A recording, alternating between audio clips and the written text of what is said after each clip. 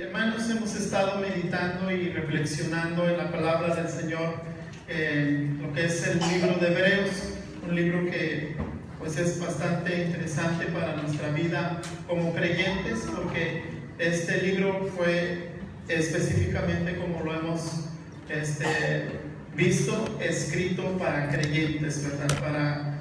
Para personas que ya habían creído en Jesucristo.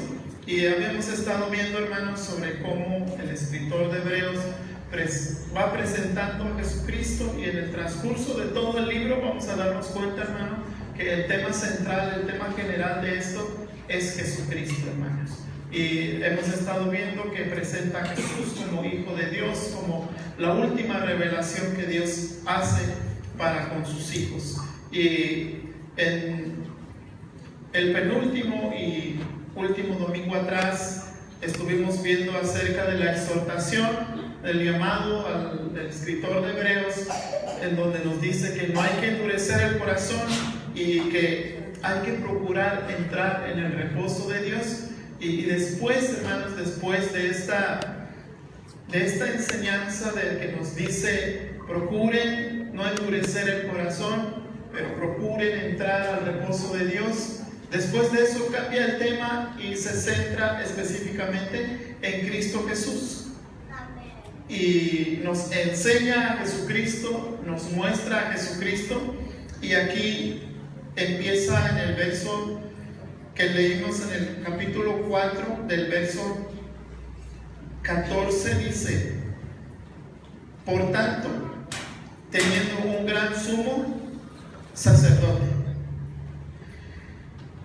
Cuando empieza este tema, ya habíamos visto que el escritor de Hebreos en el capítulo 2, verso 17 y en el capítulo 3, verso 1, ya estaba presentando a Jesús como el sumo sacerdote. Pero en esta parte agrega la palabra el gran, teniendo un gran sumo sacerdote. La palabra gran, sumo o gran, significa que está diferenciando a Jesucristo de todos los demás sacerdotes. Nadie se identificó ni en el Antiguo Testamento ni en el Nuevo Testamento como el gran sumo sacerdote. Siempre se les identificó como el sumo sacerdote. Teniendo, dice, esto nos da la idea a nosotros, hermanos, que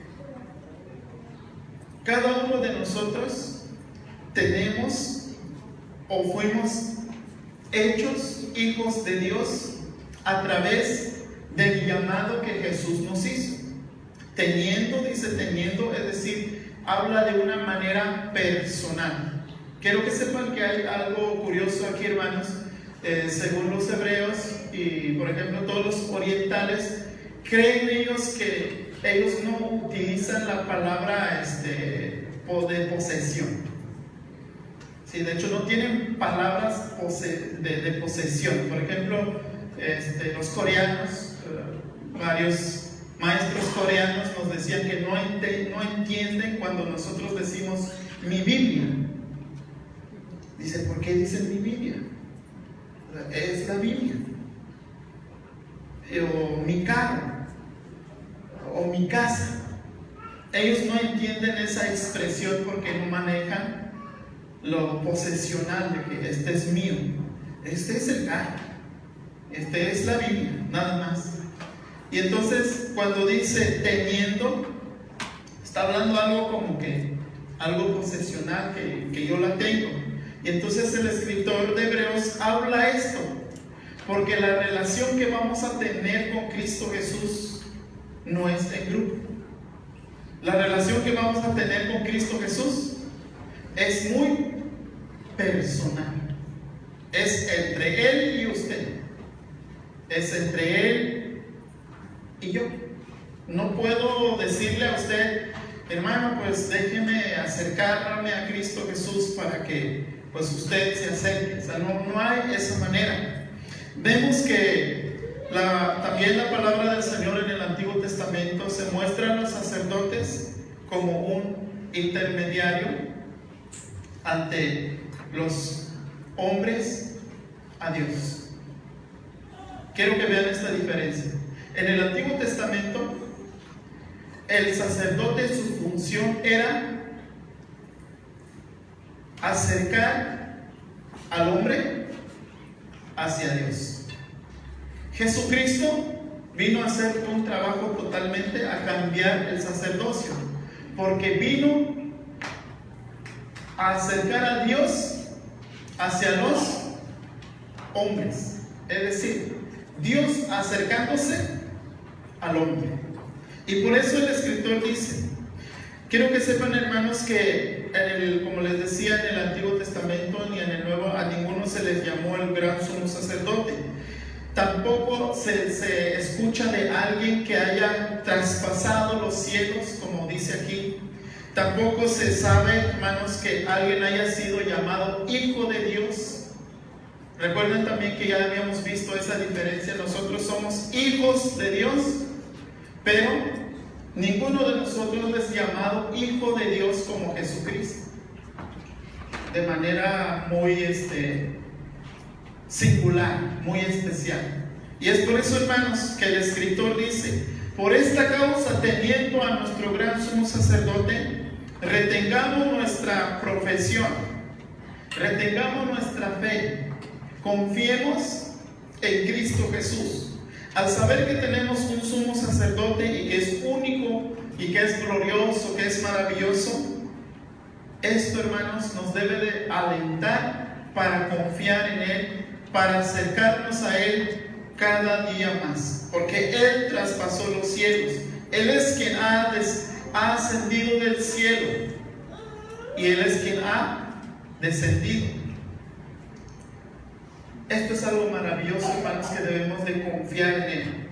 Estas cosas deberían de alentarnos siempre para que nuestra fe vaya creciendo.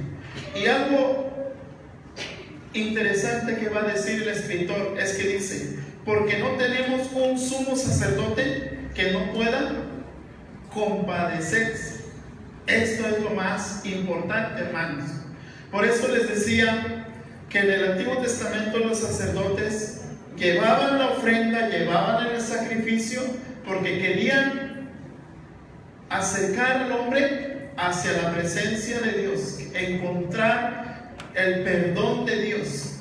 Pero Jesucristo traspasó los cielos, dejó su trono, abrió el camino para que sea Dios mismo quien nos busque, quien se acerque a nosotros. Y es por eso que Jesús, como nuestro gran sumo sacerdote, Él nos entiende. ¿Pero por qué nos entiende? Yo les voy a decir, hermanos, dice: porque no tenemos un gran sumo sacerdote que no pueda compadecerse.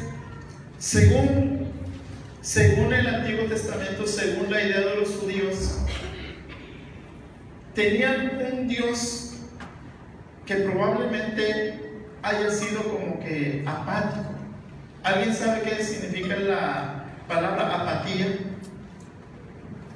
Que es algo como indiferente a la situación que pasa, que no la entiende muy bien. Pero cuando nos dice Jesús la palabra compadecerse, lo que significa aquí es sufrir junto con la persona, sufrir junto con alguien. Podemos escuchar de una tragedia de alguien, hermanos. Por ejemplo, estamos escuchando la tragedia que está sucediendo en China. ¿Y qué decimos nosotros? Pobrecitos, o qué lástima, o qué difícil. Pero a alguien de verdad le ha dolido como tal, como que me duele tanto esto. Yo creo que no mentiríamos en decir que me duele tanto. ¿Por qué? ¿Por qué no nos duele tanto?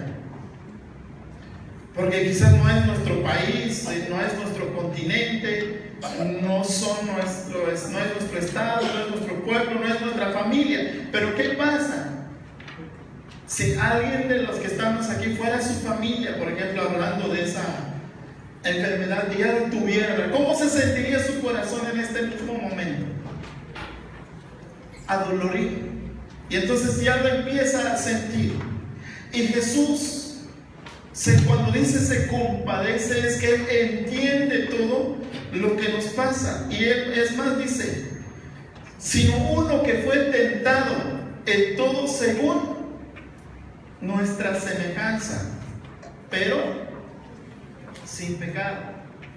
Es decir, si nosotros somos tan sinceros, me llama mucho la atención de un video, no sé si alguien lo habrá visto, que suben a veces en internet cuando llegan a casarse, y ese video es un video de chiste donde dice, llega los novios y llega el papá de la novia, y el papá de la novia le dice al novio: nada más te advierto que mi hija no sabe hacer nada.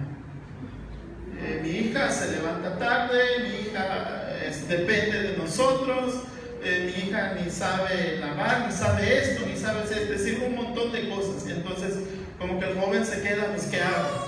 Y yo te pregunto, ¿aún así te quieres casar? Y entonces como que se queda pensando y pues dice, sí. ¿Por qué les digo esto?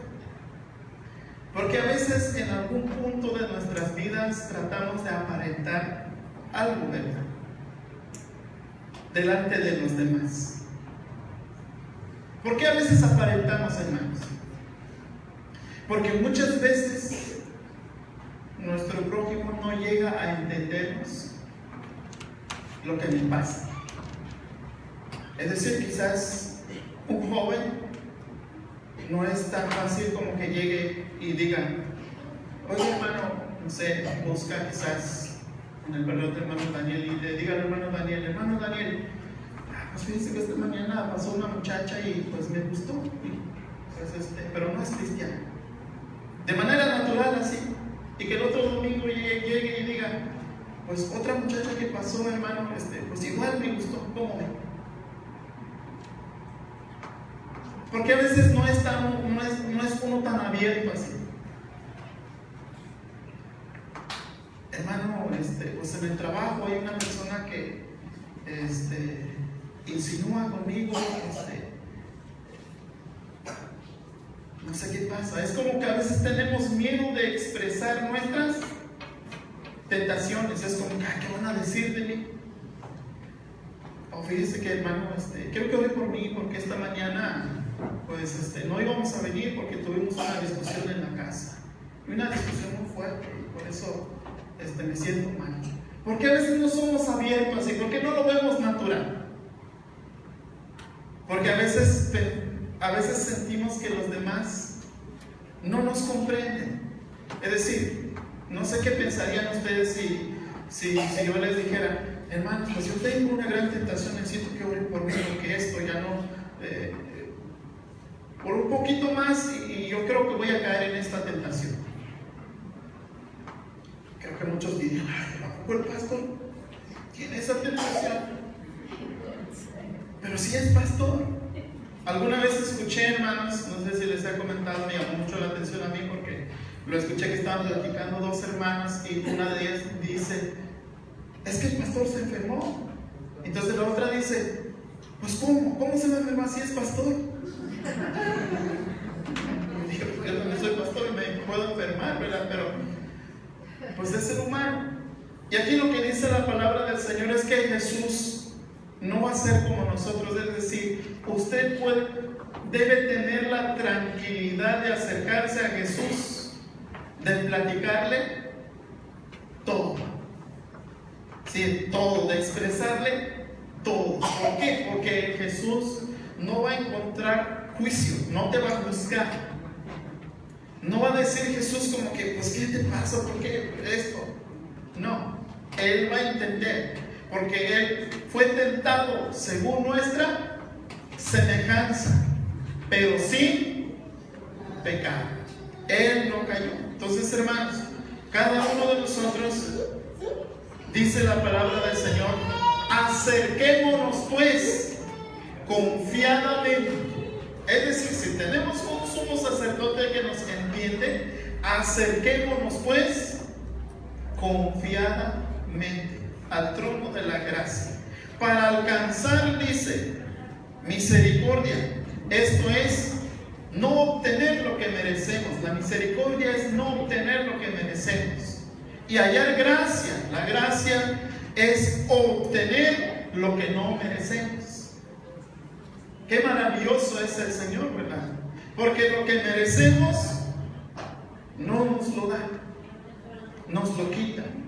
Y lo que no merecemos nos lo da. ¿Qué merecíamos nosotros? El castigo. Y nos quita el castigo. ¿Qué no merecíamos nosotros? La salvación, la vida eterna, y nos lo da. Qué maravilloso es que nuestro Dios nos haga esto. Y la palabra del Señor dice, y hallar gracia para el oportuno socorro. Pablo dice, que sean conocidas nuestras peticiones, que no seamos afanosos, sino sean conocidas nuestras peticiones delante del Señor. Es decir, cada uno de nosotros debemos de recordar que Jesucristo es nuestro gran sumo sacerdote. Él nos comprende, Él acercó a Dios hacia nosotros. Así que Dios ya está en nuestras vidas. Y por eso, porque todo sumo sacerdote tomado de entre los hombres presenta ofrendas y sacrificios por los pecados. Presenta sacrificios y ofrendas. Es decir, cada vez que nosotros fallamos, y recuerden, hermanos, a veces nosotros nos equivocamos y fallamos sin darnos cuenta, sin conocer, porque probablemente, les doy el ejemplo, el día de ayer, ¿qué hicimos ayer o qué hizo usted ayer? Yo me puedo poner a pensar, pues ¿qué hice ayer? Bueno, pues yo no hice nada mal. Yo estuve estudiando, estuve platicando con un hermano y luego fui a compartir la palabra, llevé literatura, hice esto. Pues ¿qué hice de malo? Nada, yo no hice nada más. Así que durante el día de ayer no tengo nada de qué pedir perdón. Y muchas veces no nos damos cuenta que aún a pesar de que nosotros pensemos que no hicimos nada, hicimos algo que no es correcto delante de Dios. Y por eso es Jesucristo el que se acerca con las ofrendas y sacrificios, es decir, es su vida que entregó. Recuerden, hermanos, como lo hemos dicho y lo hemos repetido, los sacerdotes del Antiguo Testamento presentaban las ofrendas, y esas ofrendas o esos sacrificios que hacían trataban de cubrir el pecado. Pero cuando Jesús se entregó a sí mismo por nosotros, su sacrificio en la cruz no cubrió el pecado, quitó el pecado. Es por eso que cada uno de nosotros podemos decir que estamos sin pecado. ¿Por qué? Porque cada vez que le pedimos perdón a Cristo, quita el pecado de nosotros. Y por causa de ella debe ofrecer por los pecados, tanto por sí mismo como también por el pueblo. El trabajo del sacerdote en el Antiguo Testamento era primero ofrecer sacrificio por su propia vida, porque también era hombre, y después ofrecer sacrificio para todo el pueblo. Y Jesucristo se ofreció a sí mismo. Hay un escritor que dice, me llama mucho la atención, se ofreció a sí mismo como el sacrificio total, completo, genuino, y que le va a dar garantía a la salvación de todo creyente. Porque dice el escritor de Hebreos, después de haber hecho esto, vino a ser autor de eterna salvación. ¿Por qué nosotros somos tan capaces de decir soy salvo? ¿Cuál es la razón, hermanos? ¿Porque hicimos algo para nuestra salvación? No, porque Jesucristo nos dio esa salvación. Jesucristo ganó por nosotros esa salvación. Nuevamente volvemos a recordar aquellas palabras de Jesús cuando dijo, consumado es. Dice la palabra del Señor también que esto al sacerdocio no lo toma cualquiera. Nadie toma para sí esta honra, sino el que es llamado por Dios, como lo fue Aarón. El sacerdocio en el Antiguo Testamento nadie lo tomó. ¿Recuerdan de algún hombre que quisieron ofrecer sacrificio, hermanos, sin ser llamado por Dios? Hubo hombres en el Antiguo Testamento que quisieron ofrecer sacrificio sin ser llamados por Dios. ¿Qué creen que les pasó? Pues se murieron. ¿Por qué? Porque no fueron llamados, porque el sacerdocio no es del que quiere, no es del que es capaz, es de quien es llamado. En este caso, Jesucristo fue llamado para eso, para rescatarnos de nuestra maldad. Así que, hermanos, cada uno de nosotros debemos de confiar en Jesucristo. Hay una palabra que menciona ahí que después, más adelante, hermanos, más o menos en el capítulo 7 vamos a ver, porque menciona la palabra del Señor aquí, como también dice en otro lugar: tú eres sacerdote para siempre según el orden de Melquisedec. No se sabe exactamente quién es el personaje de Melquisedec, pero esto lo vamos a estudiar en el capítulo 7. Lo único que podemos reconocer aquí, hermanos, es que puede ser un tipo de Jesús según el orden de Melquisedec. Será sacerdote para siempre. Entonces, hermanos, cada uno de nosotros debemos de confiar en Jesucristo, porque Cristo ofreció ruegos y súplicas con gran clamor y lágrimas. ¿De qué? Por todos nosotros. Y todas esas súplicas, todas esas lágrimas que presentó Jesús, el Padre lo escuchó. Es por eso que hoy, hermanos, teniendo un gran sumo sacerdote, podemos acercarnos a Él y decirle gracias, porque lo que yo merecía, me lo has quitado, y lo que yo no merecía, me lo has dado. Yo lo tengo en mi vida, y es por eso, hermanos, disfrutamos nuestras vidas, disfrutamos la vida cristiana, aprovechamos al máximo la vida cristiana. Lo deberíamos de hacer, hermanos. He escuchado, hermanos, que en algunas enseñanzas se dice que hace estos días vi una enseñanza que me llamó la atención y yo dije, pues ¿cómo lo interpretan esto la Biblia, verdad? El predicador decía, ¿cómo se llama nuestro Dios? Y dice, Jehová. Y entonces, ¿cómo nos llamamos nosotros? Y dice, pues la gente no supo responder, ¿verdad? Y el predicador dice, pues nosotros somos Junior. Y me llamó la atención, ¿hasta qué grado llega la enseñanza cuando no se comprende la palabra de Dios? Es decir, ¿qué creen que está queriendo decir este predicador? Que cada uno de nosotros somos Dios. Y eso hay una ciencia que cree en eso, ¿verdad? De que cada uno de nosotros, usted y yo podemos ser Dios. Y es así, hermanos. Si leemos la Biblia, no. ¿Por qué tenemos la dicha, el privilegio de decir yo soy hijo de Dios? Por Cristo Jesús. Porque Él es el autor de la eterna salvación.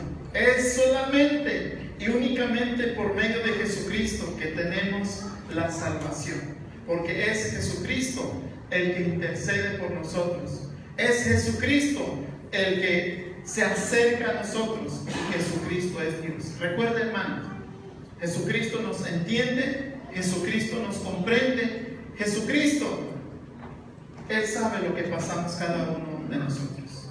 Él entiende, Él comprende. Aunque usted diga, es que nadie me comprende en esto, recuerda, Jesucristo sí lo entiende perfectamente. Aún las cosas pequeñas que pasan, Él lo entiende. Y aún las cosas mayores, los comprende. Las tentaciones pequeñas, alguien decía, un predicador decía, ¿cuál es la diferencia cuando tú estás en una oficina? Y en tu oficina, pues el jefe pone lápiz y plumas. ¿Cuál es la diferencia de agarrar un lápiz en tu oficina y irte a tu casa y vas a robar $1,000,000? ¿Cuál es la diferencia? Y decía este predicador, a veces criticamos al que roba $1,000,000, pero alguien dijo, la gente agarra lo que tiene a la mano. Entonces, ¿seremos capaces de retenernos a esto, hermanos? A dejar aquello y decir, no, este no es mío. Entonces, hermanos, el Señor, tenemos tentaciones porque puedes llegar a algún lugar y tener la tentación lo que hay sobre ti. Puedes estar en algún lugar y tener la tentación de lo que hay en ti. Y por eso, hermanos, ¿quién nos puede entender? Solamente Jesucristo. Como les decía, quizás si les contamos a nuestros hermanos, nos vayan a decir, pues yo pensaba que era más espiritual. Yo pensaba que era más esto. Entonces, hermanos, cada uno de nosotros acerquémonos a Jesucristo. Él es fiel por nosotros y sobre todo, Él nos comprende, hermanos. Él nos comprende y Él nos entiende perfectamente cada uno de nosotros. Les invito a ponerse de pie, hermanos.